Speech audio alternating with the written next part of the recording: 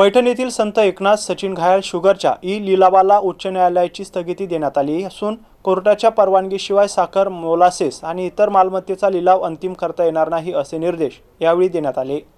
हंगाम 2025-26 मधील शेतकऱ्यांच्या थकीत ऊस बिलाच्या वसुलीसाठी साखर आयुक्तांनी 22 मे 2026 रोजी RRC आदेश पारित केला होता। या आदेशाच्या अंमलबजावणीसाठी पैठण तहसीलदारांनी Shri Sant Eknath Sachin Ghayal sugar private limited यांच्या साखर, मोलासेस आणि इतर मालाच्या लिलावाची जाहिरात प्रसिद्ध केली होती। मात्र या लिलाव प्रक्रियेमध्ये काही त्रुटी असून मालमत्तेचे मूल्यांकन कमी करण्यात आल्याचा दावा करत कंपनीने मुंबई उच्च न्यायालयाच्या औरंगाबाद खंडपीठात धाव घेतली होती। कंपनीच्या वतीने न्यायालयात बाजू मांडताना सदर मालमत्ता खुल्या बाजारात अधिक चांगल्या दराने विक्री करून त्यातून मिळणारी रक्कम शेतकऱ्यांची थकीत ऊस बिले अदा करण्यासाठी तातडीने उपलब्ध करून देता येईल असं नमूद करण्यात आलंय। त्यामुळे कंपनीला स्वतःची मालमत्ता विक्री करण्याची संधी देण्यात यावी अशी विनंती न्यायालयाकडे करण्यात आली आहे। या प्रकरणात सुनावणी घेतल्यानंतर औरंगाबाद उच्च न्यायालयाने तहसीलदार पैठण यांना लिलावाची प्रक्रिया न्यायालयाच्या पुढील निर्णयापर्यंत करू नये असे निर्देश दिले आहेत। त्यामुळे साखर, मोलासेस आणि इतर मालमत्तेच्या लिलाव प्रक्रियेला न्यायालयाच्या निर्णयापर्यंत महत्त्वपूर्ण अडथळा निर्माण झालाय। दरम्यान थकीत ऊस बिलाचा प्रश्न गेल्या काही काळापासून शेतकऱ्यांसाठी महत्त्वाचा ठरला असून लिलावातून मिळणारी रक्कम आणि त्यातून शेतकऱ्यांना किती आणि कधी पैसे मिळणार याकडे